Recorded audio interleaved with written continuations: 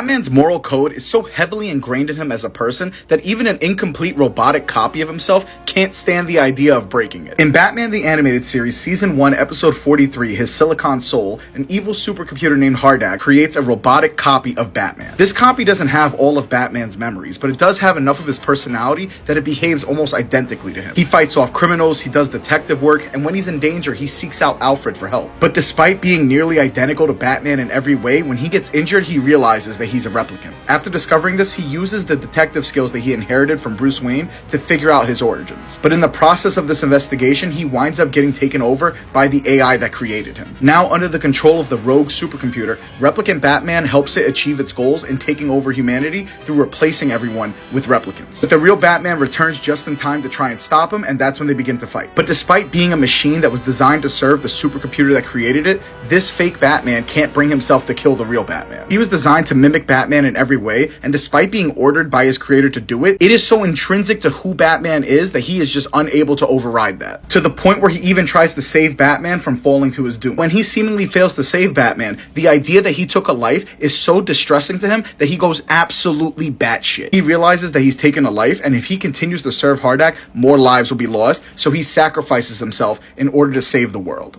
Batman survives and remarks that despite being a robot, his feelings were so intense and real that he might have had a soul just like anyone else. And there's something deeply ironic about Batman looking into his own face and saying that this thing had a soul, while at the same time denying his own humanity all the time. This episode does a good job of not only displaying Batman's insane level of dedication to his moral code, but also the way that he views humanity. He barely ever treats himself with sympathy or compassion, but he looks at this identical copy of himself and extends it to him what he can't extend to himself, and in a way I think that adds to the tragedy of the character.